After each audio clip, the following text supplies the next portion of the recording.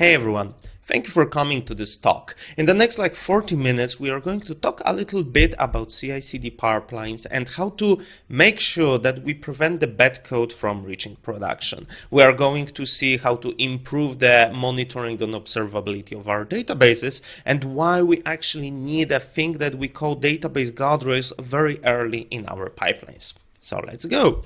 So the very first thing we would like to discuss is whenever there is an issue, we would like to catch it before we actually go to production, right? We would like to have some automated checks, some guardrails, some safety nets that will prevent the bad code from reaching production. Important part here is that we would like to have these checks as early in our pipeline as possible. We would like to push them to the left so they get executed as early during the early development stage, not very late during the load tests or or even after we deploy to production. This is super important because in today's world we just can't let ourselves to identify issues after we deploy to production. We need to catch all these issues before going to prod, and in order to do that, we need to do that automatically, right? We don't want to have this process like manual and handcrafted. We want to get it fully automated and work like a charm before even we go to load tests to pre-production environments as early as possible. That's the very first thing. But the second thing is whenever something breaks, we need to be able to automatically troubleshoot the issue. We need to know the context. We need to know everything that is around those things in our cluster, in our environment, and we need to basically be able to monitor and observe what's going on there. We would like to have a good tooling that is going to pinpoint the issues directly and let us know very precisely what happened and what the reason is. So this is what we are going to discuss during the upcoming minutes. So you might ask a very good question, right? How do you know that the code you deploy to production is actually going to work well, right? They tell you deploy every time, deploy constantly, deploy on Friday night, everything's gonna be good. But how do you make sure that you are not going to take your production down and that everything that you deploy is going to work well, right? And before answering the question, we need to actually understand what may go wrong. And there are various areas that may break during our deployment and when dealing with production environment. The very first area is the deployment may go wrong. So there are multiple operating systems. There is Windows, there are Linux, and macOS, and other operating systems, and there are differences between them, right? Like characters indicating the end of line, right? Different ways of setting permissions, right? Docker with different parameters and --net host that works on Linux but doesn't work somewhere else, and other things that may break along the way. Not to mention that during the deployment, you also need to propagate the changes from your local environment, from your staging environment to the production environment, and you may simply get that wrong or just forget to do so. For instance, how many times it happened that everything worked well in pre-production environment when we deployed it to the cloud, but once we went to production, it simply stopped working, right? Because we forgot to propagate IAM roles, permissions, settings for databases, connection strings, and other stuff. Right? Just getting the software deployed is not as straightforward as possible. And your unit test may capture that your logic is flawed, but they won't capture whether you got the deployment right. Okay, so that is the very first thing that may break. The other thing that may go wrong is your code may just start failing in production. This is because of various things you basically got wrong, for instance, bugs in your application, but also because of different assumptions and different environment that you are now running in. Your locale may be different, and the country you deploy to may be different. Already mentioned, things like different end-of-line characters may be completely different, and all that stuff that affects that your application that worked well in local environment or in testing pre-production environment doesn't work well when you go to production, right? And those things we can capture again to some extent using automated tests, unit tests, integration tests, or whatnot. But generally what we need is we need to be able to tell very early that things that we are checking in our local environment will not break when deployed to production. Another thing is the third area we'd like to discuss is completely different context and completely different workload when we run in production. This may be that, like, obviously different country, different data patterns, different data distribution. You tested things in Europe, but then you deploy to the US and you just get completely different input to your application because you have different clients working over there, right? Another thing is different data load. You tested stuff on very small database with like 100 rows in it, but when you go to the production, you get millions of rows, right? And your application just can't keep up with the load, with the pace that you observe in completely different environment. Last thing is like edge cases, right? You have completely different situation when you deploy to big country versus to small country, right? You may lack some content, pre-populated content like of your e-commerce, e-shop or whatnot. You may get different distribution, you may get different characters, different encoding. Things may just break because you did not expect them to break, because you didn't foresee how they may break. That's because there's completely different country, different environment you're running in. So now the question is, okay, so how can we make sure that on Friday afternoon we can safely deploy to production? And the very first thing they tell you is go with CI/CD, right? If you know CI/CD, everything is gonna work well, right? So just to set things straight, CI/CD stands for various things. CI stands for continuous integration. Continuous integration is basically when after we merge or after we commit to the repository, we merge all the changes into one branch and then we build the package that we would like to deploy. We build the package, we run all the unit tests, all the automated tests, we run everything, we prepare all of that so that we are pretty sure that the package we have is going to work well. Okay, then we have another thingy, which is continuous delivery. In continuous delivery, what we do is we take the package and we deploy it to all non-production environments. We deploy this package, we install all the dependencies, configure everything, and start testing whether the package worked correctly. Also, we make sure that all our teammates and all the teams around are using exactly the same code if they, for instance, don't deploy things locally, but instead use some like developer or team environments deployed in the cloud, right? And finally, we have continuous deployment. And continuous deployment is when you get the package that you have just built and you deploy it to the production environment directly, right? And this is cool. You take the package, you already tested it in like non-production environments, and then you go and deploy into production, right? And this is when things may break. Obviously, they tell you CI/CD is going to protect you from all the issues, but is it, right? What kind of issues can you capture when running unit tests or when running integration tests? What things you may see, what things you may spot, and what issues may just go unnoticed and appear in production? So what we are going to do over the next minutes of this talk is we will see some specific issues that may actually happen because you can't catch them easily in your CI/CD pipeline. So we will cover databases, we will cover ORM libraries, and we'll finally cover like lack of context and like lack of understanding of all the moving pieces around. So let's jump straight to it. So the very first thing with databases is like we do deploy them, but they consist of multiple parts. First thing is when we change, we typically change the code that is talking to the database. So we change the queries that we send to the database, and this may result in various things. For instance, the query may now just be inherently slower. For instance, if you restructure your query, or if you extract more data, or if you change columns, you may change how your query executes, and you may, for instance, get lower performance changes or just bugs, right? So that's first thing.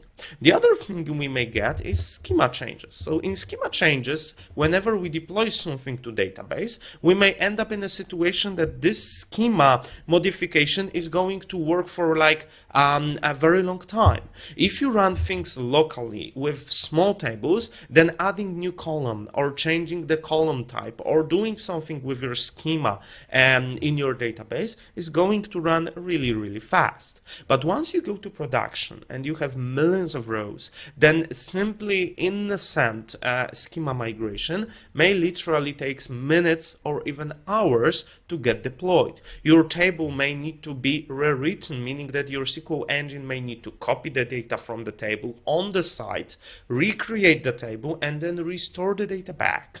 And this is not something you can do in a split second. This is something that is going to take minutes. So this will take your application down. And another thing is query changes. It may be the case that something in your database have changed for whatever reason. Indexes changed, configuration, installed extensions, views, stored procedures, triggers, whatnot. Multiple things may just change, which will result in your query now being executed completely differently. For instance, previously it was using index to scan your table. Now it can't use this index because of whatnot. Or maybe it was doing like hash join or merge join. Now statistics are out of date and it just goes with nested loop join, which will just be slower. There are other things that may change in the database, like statistics, bugs, missing indexes, data quality, configuration, logs, partitioning, other stuff that is in your database, and your unit tests will just not catch that. Your unit tests will test your code and assume how it's going to work in your database. But those tests do not work how you configured your database, especially they have no idea how you configured your production environment. So let's see what else may go wrong. For instance, we may get slow queries that work pretty well on your testing environment, but do not work when you go to production. So imagine that we have this application code, right? In this application code, we have an aggregate root of the user. And what we do is we would like to also query for some details of the user, like location, pages, text, whatnot, right? And this in turn, because we use ORM library, this could create some query like this one, when we basically join multiple tables. And this is the example of the actual production environment I had, and this is the code I was debugging once, and this code resulted in just when getting one entity to our application, because this entity had so much of this data, these details of like questions, text, reports, and other tables that we joined together, this resulted in getting 300,000 rows to the application. And then the application ORM worked hard for nearly 25 seconds to deduplicate everything and to construct the final aggregate object, the aggregate root of this user. So this is what may happen. You won't catch this issue when you run your tests against like very small database available locally, right? You won't catch that when you have 100 rows in your database. You can catch that if and only if you have literally thousands or millions of rows in your database. So because only then you see the cross-join product of all those tables. How can we fix that in that case? Well, once we identify what the issue is, the fix was pretty straightforward. Instead of getting like the aggregate root in one go, I was basically getting it with multiple queries, with multiple objects. This resulted in sending multiple SQL statements to the database and then joining all the results in the application code. One might say, okay, but now this sends more SQL queries to the database. And yes, you would be right. But the only thing that is worth noticing here is that those queries run way faster. Now they execute in like split second, and because they do not extract 300,000 rows. So all of that is now much faster. And just because we split one query into multiple ones, that's not a problem at all, because this ultimately leads to a better performance. So we can see something that, hey, your unit test probably won't tell you. You could capture that with some load tests, and we'll get to that a little bit later on. But generally, by testing things locally in your CI/CD pipeline, you won't spot an issue like this one because it will just work fast enough.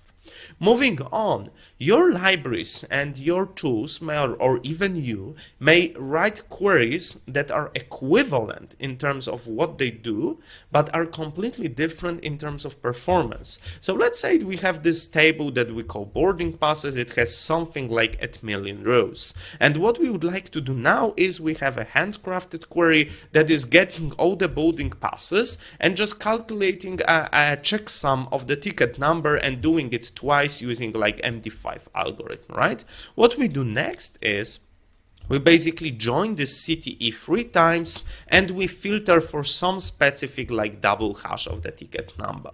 And this query at the top that uses CTE, which is common table expression, which is kind of like temporary table used only for this query. And this statement is equivalent to the one down below, meaning that the one down below does not use CTE, but instead extracts from the boarding passes 3 times directly and then does the filtering in the where condition. So those two queries are equivalent in terms of what the logical output they produce. The only difference is the query at the top runs in 13 seconds total, whereas the query down below runs in 8 seconds. So there's nearly half of the time of the query above, right? So again, this is something you can't check with your unit tests because, hey, those queries just give you the proper answer, and unit tests, they check whether your code works correctly, checks whether the code produces the expected result, right? But unit tests will not capture, and especially your CI/CD pipeline may not capture the performance characteristic, and won't spot that those two queries, even though they are equivalent, they work completely differently. Another thing you may hit is incompatible changes in schemas, right? Adding a column seems like something that will not break your database production at all, but this may take a lot of time to apply. If you add a column, then your table may need to be rewritten. So data may need to be copied from the table on the site, table must be recreated, and then the data is restored back to the original table. And this is something you won't do in a second. It will take you minutes. Dropping a column seems like something that should be easy enough. But the problem is, if you do deploy to a really big fleet of your machines, then you may end up with split brain, meaning that half of your machines are already running with the new code, whereas the other half of the machines run with the old version of code that still does expect that column being there. Another scenario is when you have heterogeneous application, meaning that you have one database that is accessed from multiple applications being written in various different technologies, one in JavaScript, the other one in Python, in Java, in .NET, in Rust, you name it. And those different technologies do not control the schema. So if you change the table schema in your database, then all those applications need to be updated. If you do not keep the backwards compatibility, then you may end up with issues. Another thing is just changing the column type. If you change the column type, you may get your table rewritten, but this may also lead to some problems that, hey, now you lose like precision, you lost some data quality, or maybe your application cannot read the column anymore because the internal representation has changed, right? So those are the things that may go wrong when we are playing with or changing the table schema when deploying to production. Another thing is about indexes, right? If you lack an index in production, then your query may just be very, very slow, and your unit test is not going to catch that. So How can you fix that? You just need to configure a proper index of proper type, whether it's B-tree, hash index, gin index, or whatnot. If you configure a proper index, your application is going to work faster, right? But what happens if we tell some developer that, hey, if your query is slow, configure the index? Then we end up obviously with index all the things. So you have too many indexes configured in your database. And while index can help speed up the querying, it will slow down the data modification, because now not only you need to just modify the entity, but you also need to update all the indexes around, meaning you need to update indexes on every single entity and every single column that you just configured. So one data modification may now lead to like multiple indexes being modified, which may be slower. Again, something you won't catch with your CI/CD pipeline. And we also get to this situation of like we do deploy our code to production, and this code is buggy. There are different kind of bugs. It may be buggy just because we didn't implement it properly. This is something our unit tests will be able to spot most of the times, obviously. But there may be also bugs in the engine we use, in the database we use. One of the examples is the Halloween problem. Halloween problem was a case like a couple decades back when if you tried to update the salary of all the employees, just as you can see on the screen, the SQL, the database engine updated the same row multiple times because it was still meeting the condition. So here on the screen, we want to update the salary when it's below 10,000. So imagine that we start with 1,000 salary and we want to increase it by 10%. So we end up with 1,100, and this is still below 10,000. So the database engine kept updating this row over and over again until it finally stopped meeting the filtering condition, so until everyone was earning at least 10,000. So this is what happened. Now your databases protect themselves from the Halloween problem, but you may end up hitting some other edge cases. Did you even know that in your SQL database, when you have read committed isolation level, then according to the standard and implementation details of the databases, your application is allowed to read the same rows twice or to skip a row using read committed isolation level. And read committed is most of the times the default isolation level you use. But that's it. Like, those are the big areas when we are talking about databases. But we all often interact with databases using ORMs.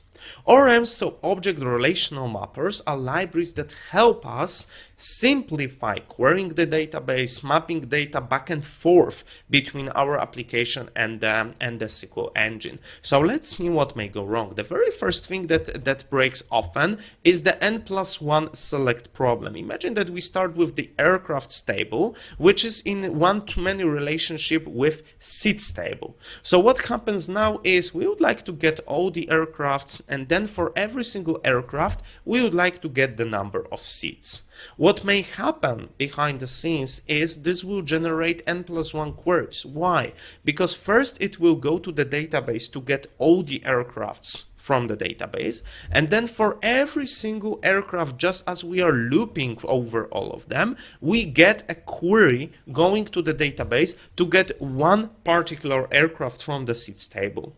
So this results in one query sent to get all the aircrafts and an additional queries to get like seats for every single aircraft. And this can be improved. This problem is easy to solve. Instead of just going with n+1 queries, we can just join two tables together in one query, and bang, we are good to go. However, in order to generate this query, this eager query that will eagerly get all the data instead of doing that in a lazy mode fashion, what we need to do is we need to reconfigure our ORM. Do we see with this application code whether it's going to send like lazy queries and n+1 queries, or whether it's going to go with eager mode? We don't see that, and ORM doesn't show that to us easily because the configuration is obscured and stored stored somewhere else. However, even if we reconfigure our ORM to always go eagerly, which may not be the best idea, but even if we did that, then we end up with different issues. Just the query we already seen a couple slides back, right? We now get multiple tables joined together that slows down the performance, and the solution for that is just to split that into multiple queries. So do you know how your ORM is going to work behind the scenes and what it's going to do? And more importantly, can you catch that automatically with your unit tests and with your CI/CD pipeline? And the answer is most of the times you just cannot. Moving on. Another issues that ORM introduce are like issues related to impedance mismatch. Impedance mismatch is like generic term meaning that the model we store in our object-oriented applications is different than the model in our SQL databases in general. Different because in OOP applications, what we do is we, for instance, have polymorphism. So we can inherit from one class can inherit from another. And the question is, how do we represent that in our SQL database to not lose data and to not lose performance? There are obviously a couple of different approaches to do so. For instance, table per hierarchy, or table per type, but generally this is something that may lead to issues in terms of the performance or in terms of like the data quality. Another thing that we may end up with is like the data types to be used. It sounds simple enough to store data in the SQL database, right? But how do you, for instance, store the spatial data? Spatial data is basically geographic location, like longitude and latitude that we store somewhere around the globe, right? We can store that in our database, and typically SQL engines have dedicated data type to store that. But how is our ORM going to deal with that? Isn't going to store this thing as like pair of numbers, or maybe as a string, or maybe as something different? And you may think, okay, I don't use spatial data, this is some weird edge case I'm not interested in, but even strings is something that may be very prone to the impedance mismatch, because in our applications, in JavaScript, .NET, Java, whatever, we have just one string type. But in SQL engine, what we can often do is we can configure a thing that is called collation. Collation is basically the order of characters, whether like lowercase letters are less than uppercase ones, or maybe we have some national characters, how to order basically, how to compare those characters and what to do with the encoding and whatnot. And you can configure that per database in your SQL engine, meaning that you can reconfigure that dynamically and your application should reflect that. But because you have just one string type in your application, then everything you have will not work well in that case. So this is the another thingy that is caused by the impedance mismatch. Yet another thing is like precision, right? In our applications, we have floats and we have doubles, and that's typically all we can use. But in SQL engine, you can use decimal or numeric with the precision you can specify. You can basically configure the precision of your numbers to not lose the data, but once you go to your application, you may basically decrease the quality of your entities. Another thing with ORMs is they lack the visibility, meaning that there are so many moving pieces that ORMs do take care of, starting with transaction isolation level or transaction in general, transaction scope, who starts the transaction, who rolls it back when it goes wrong, how is it rolled back, can you nest transactions together, is the data cached for your transaction or not? What is your pooling for your database connections or query hints or stored procedures and whatnot? All those things your ORM is taking care of. But the problem is, do you see this configuration? This configuration is not stored very close to your application code. It's basically hidden somewhere in your app config, and it may differ between your environments. So again, your unit tests are not going to catch that. Moving on, migrations. Is your ORM handling migrations? Or is it some like set of SQL scripts doing all of that? Is even your application dealing with schema migrations and with the schema of your database? Or maybe it's some other application doing that. What happens if your ORM recognizes there is a schema drift? So it recognizes that there are differences in columns or in data types. Is your ORM going to step in and fix those changes, those differences automatically? Because some ORMs do that. How do you deal with heterogeneous scenario when you have multiple applications talking to the same database, right? Those are the things that are very hard to see just because they are not very clear from our application code. Not to mention that how do you test whether your migration is going to run fast enough? So generally, your ORM hides tons of various configurations behind the scenes. It starts with like the application code that you have no idea whether it's going to produce n+1 queries or whether it's going to download the data in eager mode. We can carry on with like models, migrations, configuration of the ORM, stored procedures, functions, triggers, and other stuff. And generally, all those pieces are there, but are very hidden very deeply, very deep inside your application. So how do you capture all of that? How do you verify whether what you actually ultimately implemented, whether it's going to work well in production or not? How is your CI/CD pipeline going to help you with that? And the thing that we lack is the context. We do not see how things that we implemented are going to work in production. We do not see the performance, we do not see what they actually do behind the scenes, and we lack this context. And we need to have this context. In order to build a proper database guardrails, what we need to do is we need to have this ability to understand everything that happens in our database, in our environment, right? What the running configuration is, what the query is, what's the execution plan, and other stuff. And with the typical CI/CD pipeline, with no database guardrails, we have no idea how it's working.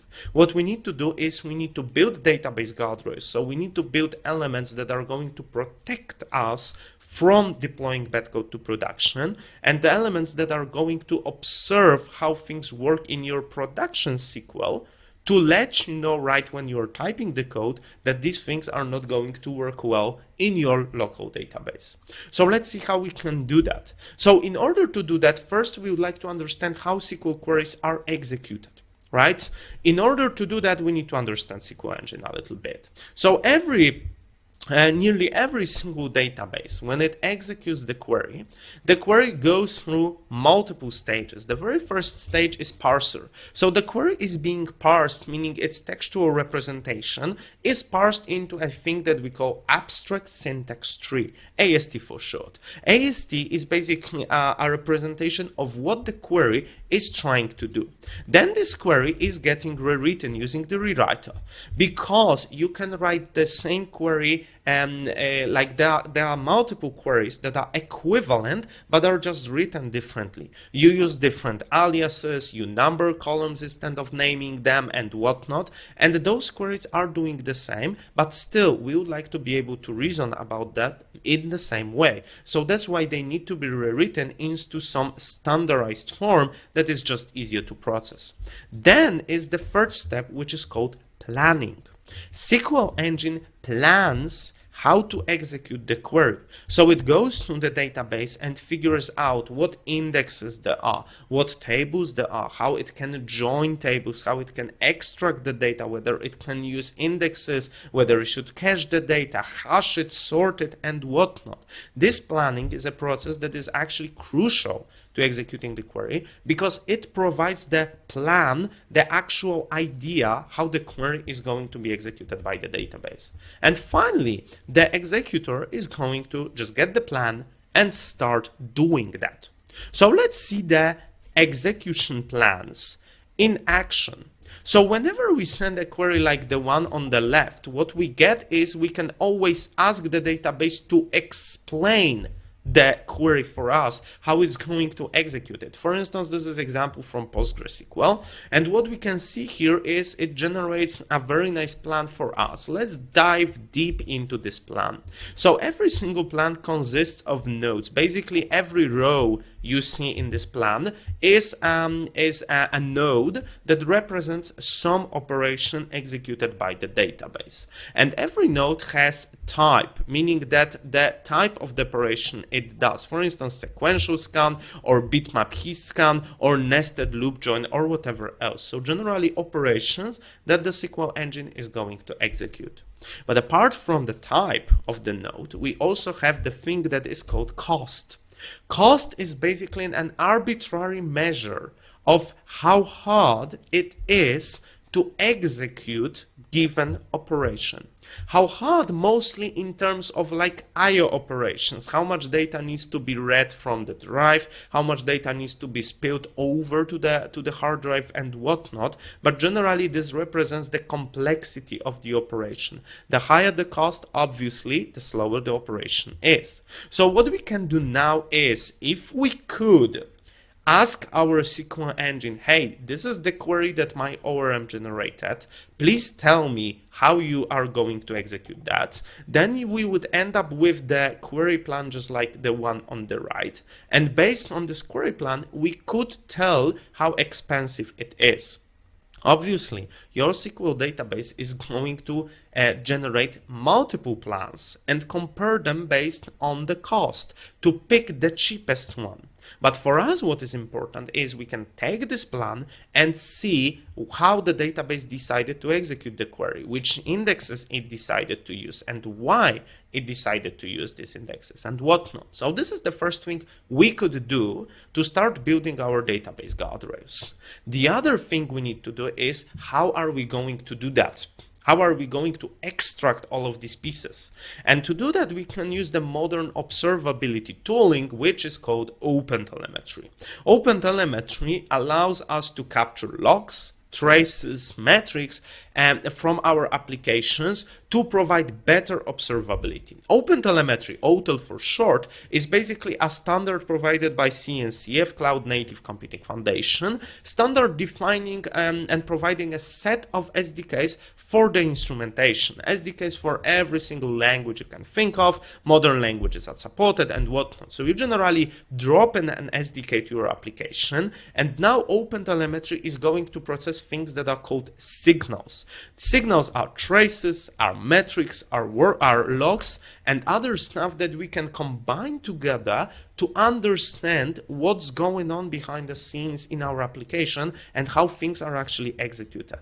And with otel, what we can do is we can create spans and traces. So imagine that we have an application that is processing some workflow that could be like a checkout workflow in our e-commerce app. So imagine that user clicked a checkout button and wants to start processing the payment, right? So our application, like our node A, this could be like web server, load balancer, or whatever, gets this request, and then it needs to call some other microservices like some queue, some database, some log storage, or whatever. So we can see that this request coming from the node A is propagated down the line to other services, right?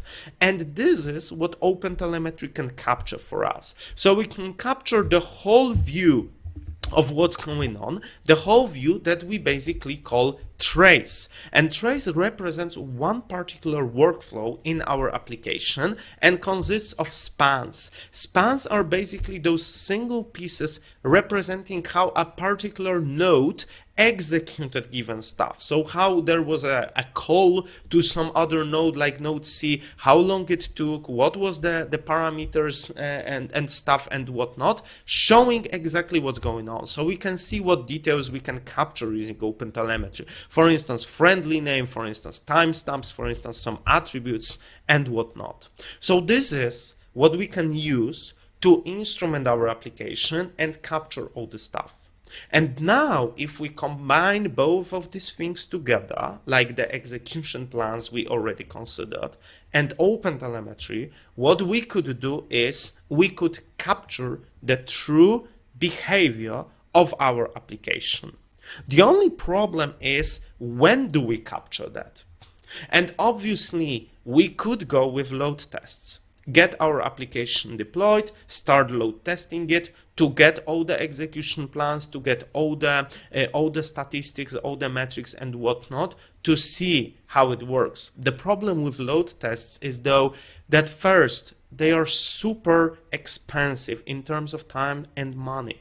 It takes hours to execute proper load tests. It also takes a lot of money to basically pay for the fleet, for the generated traffic, for the hardware. If we are doing load tests for ML-based application, then we need to have GPU, which is also crazy expensive and whatnot. Second thing is, we need to reproduce the traffic properly. So we need to get the proper cardinality, data distribution, we need to anonymize the data, we need to be GDPR compliant and whatnot. It's not as straightforward as possible. And finally, those load tests happen very, very late in our CI/CD pipeline. They happen after we merge the branch, after we run unit tests and integration tests, after we do the code review, after we deploy to pre-production environment. They happen at the very end of this pipeline. And this is typically too late for us to, get a meaningful and actionable feedback. Because when we implemented our stuff, and we realized how we did that, and then load tests tell us, hey, this thingy is not going to work in production, then we are already probably like hours, if not days, after we had the implementation phase of given particular feature, right? So load tests are expensive, are slow, and are way too late in our pipeline. So what we need to do is we need to be proactive. We can't let issues to appear in production. We need to find the issues during our CI/CD pipeline as early as possible. We need to push all those checks to the left and find the issues and automatically and monitor and observe our applications constantly to get better troubleshooting and better root causing. And we need that now, no matter what our application is, whether it's small application or big Fortune 500 corporate with enterprise application. We need that now. We need that. We need a completely new, modern approach for getting proper database guardrails.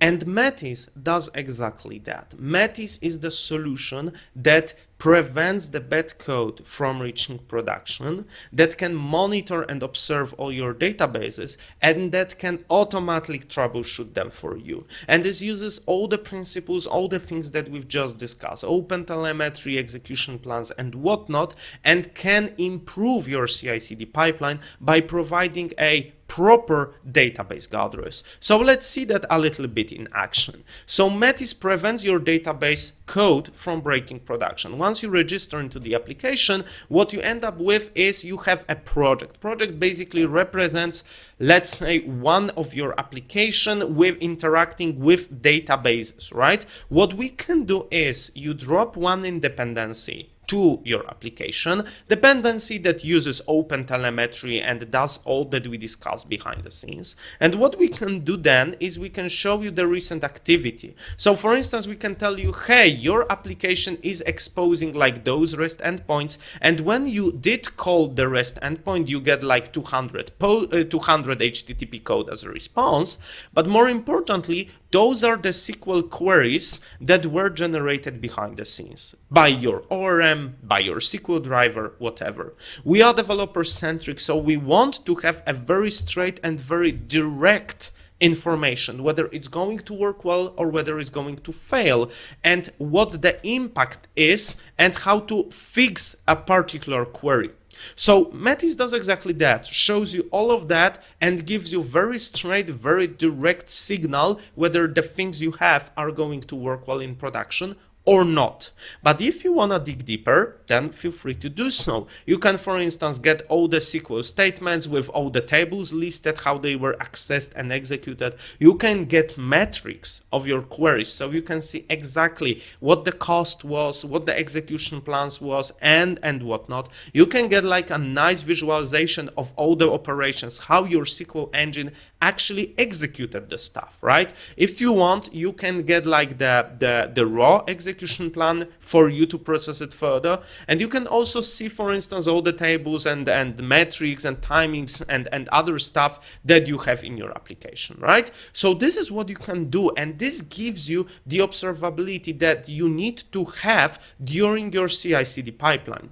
More, we can also integrate that with your CI/CD actions. So for instance, if you use GitHub Actions, that you can configure your pull request to basically have your have Metis interact with you with the pull request to analyze all the queries and all the schema migrations from your application automatically. For instance, we can also analyze that, hey, you try to migrate this schema, those are the indexes you try to configure, maybe this is not going to work and whatnot.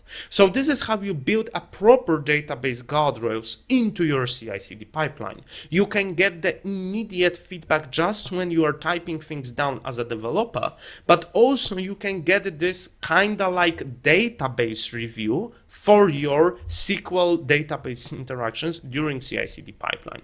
But it's not the end of the story. Also, after deploying stuff, Metis can monitor and observe your databases. For instance, it can automatically analyze the schema of your database and suggest that, hey, you do not have indexes configured on that. Maybe you should do that in order to improve the performance. But you also get a very nice observability dashboard showing you like slowest queries. So for instance, you can see, hey, this is the query that has been executed recently, and bang, this is its performance. And you can get anomaly detection with like details of the deployments, of running configuration and whatnot. You can get statistics of your tables, like number of dead rows, auto vacuum, and other stuff. You can get index usage. Hey, you do have indexes configured in your database, but maybe this index hasn't been used for like last 2 weeks and it's going to break. You can get extension, you can get database config, and all of that stuff just by dropping one open source Docker container that runs alongside your database. So generally, this is what you can get with Metis. And this is exactly what we would like to have. We would like to have basically all our stuff covered. We would like to have covered the source code integration, pull request analysis. We would like to have constant monitoring on observability and other stuff running 24/7, the full cycle, preventing the bad code from reaching production and automatically troubleshooting the stuff if something breaks in the production. So Metis integrates with your source code, with various languages, various ORMs, various databases, no matter whether you host them on-premise or in the cloud.